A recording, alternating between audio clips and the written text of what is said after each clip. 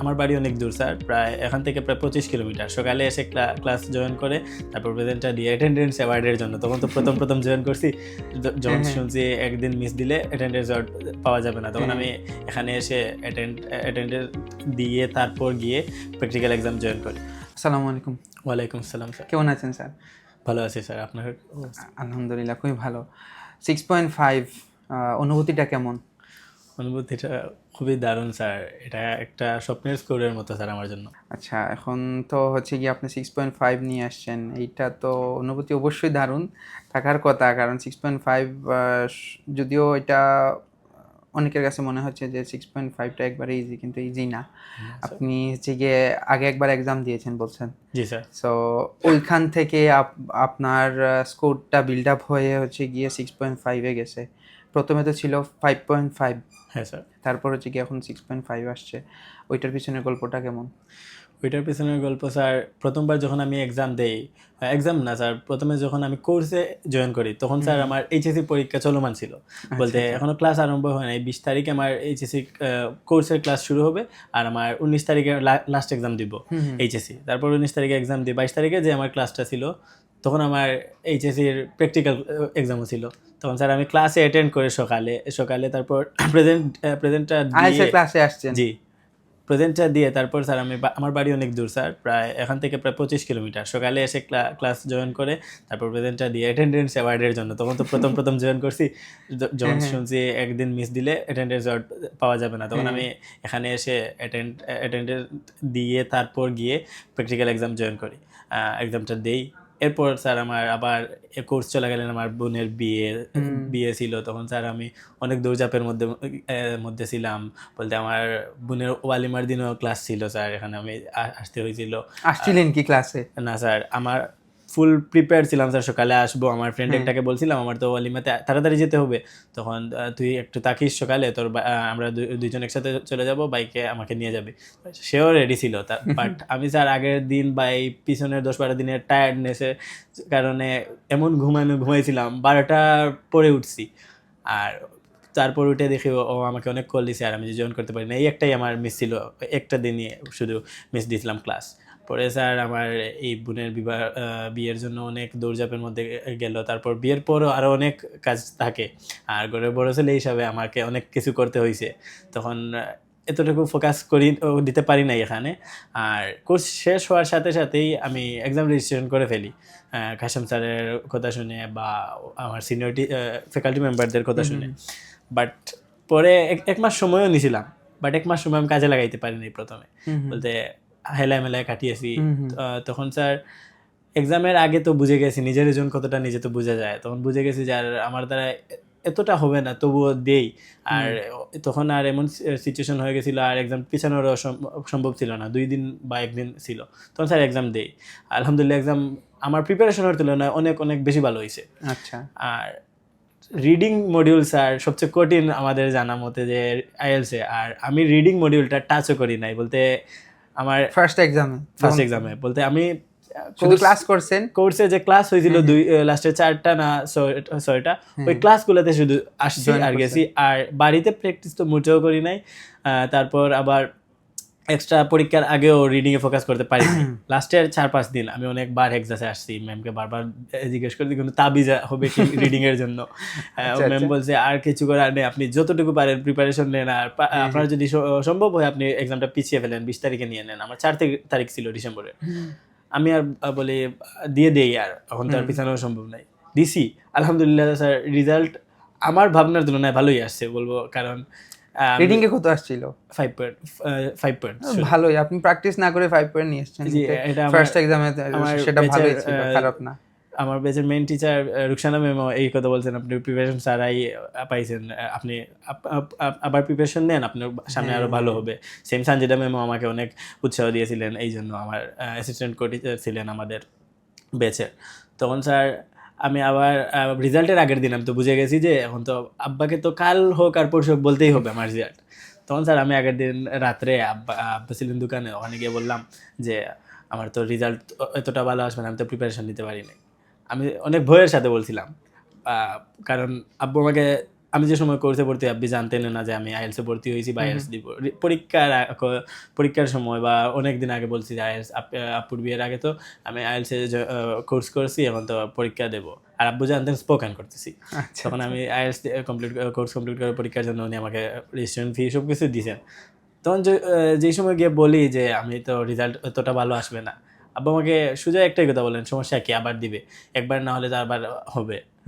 ওই সময় অনেক উৎসাহ পাইছি। পরের দিন রেজাল্ট আসছিল 5.5, স্পিকিং লিসেনিং 6 আসছিল, আর রাইটিং আর রিডিং আসছিল একটু 5। চলে আসছে। আর রাইটিংয়ে খারাপ হওয়ার কারণ আমার হাতের লেখা অনেক বাজে, বাট হাতের লেখা ফেক না করলেও আমার কাটাকাটি অনেক ছিল রাইটিং পেপার মেইন এক্সামে। আমি তো নিজে লিখছি, নিজে জানি, আগে অনেক অগুছালো ছিল খাতাটা।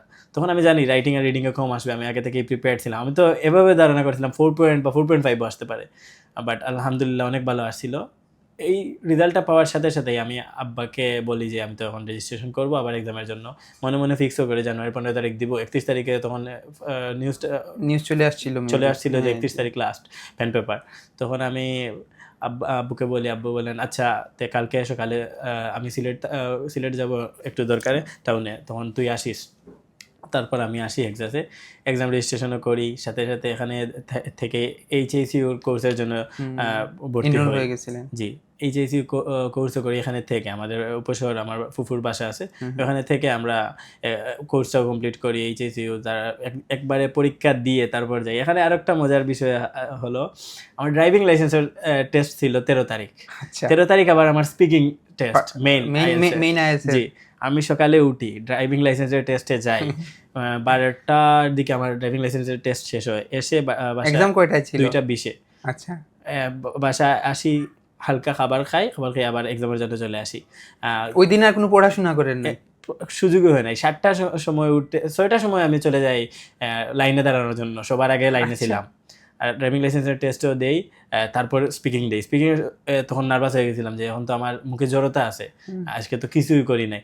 তখন স্যার আমি 12টায় যে আসছিলাম, আমি আর বাসায় যাওয়ার আগে হেক্সাসে চলে আসি, একসাথে 2টা স্পিকিং টেস্ট দেই আর ইনস্ট্যান্ট স্পিকিং। আর সবাই জেনে গেছিলেন, সব ফ্যাকাল্টি মেম্বারই জেনে গেছিলেন যে আজকে আমার পরীক্ষা। আমাকে কেউ আর ফিডব্যাকও দেন না, আর যে পয়েন্ট স্কোর তো দেনই না। তখন বলেন স্কোর দিলে আপনি ডিমোটিভেট হতে পারেন, বা আপনার স্কোর আপনি যদি যখন ভালো হয় আপনি চিন্তা করবেন আরো ভালো, বা বেশি উৎসাহ হয়ে খারাপ হইতে পারে। শুধু ফিডব্যাক দিছিলেন যে এরকম করো আরো ভালো হবে। তখন স্যার আমি এখান থেকে গিয়ে খাবার খেয়ে এক্সাম দিয়ে আসি, আর আলহামদুলিল্লাহ স্পিকিংও ভালো আসছে। কত আসছে? স্পিকিং এ 6 আসছে। আলহামদুলিল্লাহ, ভালো। পরে স্যার 14 তারিখ আমার ছিল সাস্ট অ্যাডমিশন টেস্ট, আর 15 তারিখ আমার এলআরডব্লিউ। সাস্ট অ্যাডমিশন টেস্টও দেই স্যার, শুধু আমি আইএলস এর প্রিপারেশনই ছিলাম, শুধু এক্সামের উপরেই আপনি ছিলেন? জি স্যার। সাস্ট অ্যাডমিশনে যাই স্যার, গিয়ে প্রায় 15 থেকে 20 মিনিটের মধ্যে আমি চোখ বন্ধ করে দাগিয়ে দিই। তারপর স্যার 1 ঘন্টা 10 মিনিটের মতো ছিল, একটা যে রাফ করার জন্য একটা পেপার দিছিল, ওইখানে স্যার আমি 2 পাশে 2টা রাইটিং টাস্ক 2 লিখি। একটা রাইটিং টাস্ক 2 এক্সামে বসেই, একটা রাইটিং টাস্ক 2 লিখি, আর অপর পাশে ওভারঅল আর ইন্ট্রোডাকশন এগুলা লিখি টাস্ক 1 এর, আবার টাস্ক 2 এরও ইন্ট্রোডাকশন প্লাস কনক্লুশন লিখি। সবকিছু কি দাগাইছিলেন ওখানে? দাগাইছি, 80টা দাগাইছি চোখ বন্ধ করে, উল্টো পাল্টো করে দাগাইছি। তখন আমাকে ওখানের একজন ইনস্ট্রাক্টর এসে জিজ্ঞেস করতেন আপনি কী করতেছেন এইগুলো। আমি বলতেছিলাম যে আমার তো টাইম নষ্ট হয়ে যাবে, আপনারা তখন বের হতে দিবেন না, তাই আমি সময়কে কাজে লাগাচ্ছি ইংরেজি প্র্যাকটিস করে। তখন স্যার পরের দিন আবার এই দৌড়ঝাঁপের উপর গিয়ে আবার এলআরডব্লিউ দিই। এলআরডব্লিউ দেওয়ার পর স্যার মনটা আবার ভেঙে যায়। রিডিংটা খুবই খারাপ হয়েছিল। খারাপ বলতে স্যার, এক্সাম আমার জানা মতে স্যার এই জানুয়ারি মাসের সবচেয়ে কঠিন এক্সাম হয়েছে 15 তারিখ। আমার তো অনেকেই ফ্রেন্ডরা এক্সাম সাধারণই হয়েছে। জি স্যার, কঠিন হয়েছে বলতে আমি স্যার আরও অনেক ঝামেলা করে ফেলছিলাম রিডিংয়ের মধ্যে। বলতে রিডিংয়ের স্যার লাস্ট পেজে আমার ছিল ইয়েস নো নট গিভেন। প্রথমে ছিল ফিল ইন দ্য গ্যাপ, আর fill in the gap sir আমি রেখে ইয়েস নো নট গিভেন দাগাইছিলাম, আর ইয়েস নো নট গিভেন লিখে ফেলছি ফিল ইন দ্য গ্যাপের ওখানে আনসার শিটে। জি, আনসার শিটে লিখে ফেলছি, আর ইয়েস নো নট গিভেনের জায়গায় লিখছি ট্রু ফলস নট গিভেন। তারপর যখন আমার মাথায় এটা আসে, সাথে সাথে কাটে আবার সাইটে লিখে ইয়েস নো নট গিভেন। লেখার পর ওখানে আর কোনো জায়গা নাই। তখন হঠাৎ দেখে ওইটা ছিল ফিল ইন দ্য গ্যাপের যে বক্স। তখন স্যার ওইগুলা গেল আমার 5টা, আর লেখার কোনো জায়গায় নেই, কেটে ছোটো করে লিখছি। আল্লাহ জানে ওইগুলা পয়েন্ট আসছে বা কাউন্ট হয়েছে কিনা জানি না, কারণ ছোটো করে একটু জায়গা ছিল লিখছি। রিডিং এ কত আসছে? 5.5। 5.5 আসছে। জি স্যার, আচ্ছা। ওইটাতে একটু কম আসছিল। আর পরে স্যার আবার যে সময় লিখি true false yes no not given, ওখানে আবার লিখছি ট্রু ফলস নট গিভেন। ওইটাতে আপনি মিসম্যাচ করে ফেলছেন, ওখানে এজন্যই আবার- হয়তো, না হয় মেবি আপনার ওই জি স্যার। আরো একটু ভালো হতো। জি স্যার, রিডিং এর টাস্ক পেজেস 3 তে আমার 2 থেকে 3টাও হবে না। আমার যতক্ষণ ধারণা আছে বলতে ইয়েস নো নট গিভেন জায়গায় ট্রু ফলস নট গিভেন লিখছি, আর ফিল ইন দ্য গ্যাপের জায়গায় আমি আনসার শিটে কাটাকাটি মিসম্যাচ করে করে ফেলছেন। কাটাকাটি করে একবারে ভরিয়ে ফেলছি। এই জন্য আমি রিডিং নিয়ে খুব নার্ভাস ছিলাম। আমি ভাবছিলাম প্রথম 2টা হইলেও যদি 5 আসে, আবার এইরকম একটা চিন্তাধারা ছিল। আর লিসেনিং আলহামদুলিল্লাহ একটু এমসিকিউতে স্যার এমসিকিউ ছিল না পার্ট 2 আর 3তে, সারা fill in the gap no more than 3 word, এগুলো একটু লিসেনিংয়ে কম্পারিজনলি একটু কঠিন, তাই আমি একটু নার্ভাস ছিলাম। আর পরে স্যার ভাবলাম না লিসেনিং ভালোই হয়েছে, মনকে বুঝ দিতাম আর কি, লিসেনিং ভালো হয়েছে, রাইটিংও মোটামুটি ভালো হয়েছে, স্পিকিং ভালো হয়েছে, রিডিং নিয়ে টেনশন করেছিলাম। পরে স্যার মেন যে সময় রেজাল্ট আসে, আমি স্যার একটা ক্যাম্পে ছিলাম স্কাউটিংয়ের, আচ্ছা। বলতে জেলা সমাবেশ। আর 28 তারিখ আমার রেজাল্ট, 27 তারিখ রাত্রে আমি সন্ধ্যা থেকে আমার টেনশন শুরু হয়েছে। আমি কোনো কি আসবে, কাজে কি আসবে? জি কোনো কাজেও নাই, কিছুতেই নাই। তারপর খাবার খেতে বসছি, খাবার খাইও নাই ঠিক করে, নিয়ে খাবার সবগুলো রেখে আমার ভাই একজন ছিল, উনি আমার সাথে এক্সারসাইজ জার্নিতেও ছিলেন, উনাকে কানে কানে গিয়ে বলছে আমার বাড়িতে যেতেই হবে, অনেক দরকার, বলে আমি চলে আসি। আর কেউ জানেও না আমি কোথায়। স্যাররা জিজ্ঞেস করছিল, ওনার বলছে ও একটু অসুস্থ, ঘুমিয়ে পড়ছে। আর আমি স্যার ফজর রাত্রে তো ঘুম হয়ই নাই, ফজর পর থেকে শুধু আমি রিলোড করতেছি রেজাল্টের জন্য রিলোড করতে। তখন যে প্রথমে রেজাল্টটা এখনো পাবলিশ হয় না, আমার কাছে কোনো মেসেজ না, শুধু ওভারঅলটা বাইরে থেকে দেখা যাচ্ছে যে 6.5 ফুল রেজাল্টটা আসে না, ওইটা দেখেই খুশি হয়ে গেছি। পরে স্যার আবার খুশিটা একবারে আবার নার্ভাস হয়ে গেছি যে রিডিং এ নি 5.5 এসে যায়, সবগুলোতে বেশি এসে 5 এসে যায় রিডিং এ। 5 আসলে তো আপনার তো 5.5 লাগবেই, মানে নো লেস দেন 5.5। এই টেনশনে আবার স্যার আমি ক্যাম্পে এখনো যাই নাই, 11টা বাজছে, 11টার দিকে আমার মেসেজ আসছে, তখন রেজাল্টটা দেখে আব্বার কাছে গেছি, আব্বাকে বলছি, আব্বু খুশি হয়েছে, আমার আম্মা, আমার ফ্যামিলি মেম্বার সবাই খুশি হয়েছে। তখন আমি আমার হোয়াটসঅ্যাপে, আমি গাড়িতে উঠছি ক্যাম্পে যাওয়ার জন্য, আর হোয়াটসঅ্যাপে সব এক্সাসের আমার টিচারদের যারা আমাকে খুবই উৎসাহ দিয়েছিলেন, সাপোর্ট করেছিলেন, তাদেরকে জানাইছি। সবাই আমার রেজাল্টের জন্য খুশি হয়েছে, কারণ সবাই তো জানে আমার এই জার্নিটা। বিশেষ করে রুকসানা ম্যাম, সঞ্জিদা ম্যাম আর নুহা ম্যাম, ওনারা আমাকে অনেক হেল্প করছিলেন। অনেক সময় স্যার ভেঙে পড়ছিলাম, ম্যামদের কাছে বা স্যারদের কাছে যাওয়ার পর স্যার আমাকে উৎসাহ দিয়েছেন। কাশেম স্যার অলসো, স্যারের কাছে যাওয়ার পর স্যার আমাকে একবার অনেক উৎসাহ দিয়েছিলেন। আমি তখন রিডিং নিয়ে টেনশনে ভেঙে পড়ছিলাম, আমার রিডিংয়ের প্রিপারেশন খুব খারাপ ছিল। লাস্টের দিকে স্যার রিডিংয়ে ভালো হয়েছে। মেইন এক্সামে স্যার আমি এটা বলতে পারবো যে পেসেজ 1 আর 2 থেকে আমার যা পয়েন্ট আসার আসছে, পেসেজ 3 থেকে আসে নাই, এটা আমি জানি। মিসম্যাচ হয়ে গেছে, মিসম্যাচ হয়েছে, প্লাস একটা লেখার জায়গা ছিল না, লেখাও হয় নাই একটাও, এটা আমি জানি যে এখান থেকে আসবে না। আলহামদুলিল্লাহ, আপনার এত চড়াই উতরাই থেকে যে আপনি এখন 6.5 নিয়ে আসছেন, এটা আলহামদুলিল্লাহ খুবই ভালো একটা স্কোর আসছে। তো আলহামদুলিল্লাহ, আপনার গাইডলাইন তো যেগুলা পাইছেন ওইগুলা কাজে লাগছে। জি স্যার। আর আপনি বলতেছেন যে একবার বলছেন যে আপনি হচ্ছে কি অনেক দূর থেকে আসছেন, 25 কিলোমিটার মতো। জি, ঢাকা দক্ষিণ থেকে আসছেন, ওখানে আপনার মেইন বাড়ি। জি।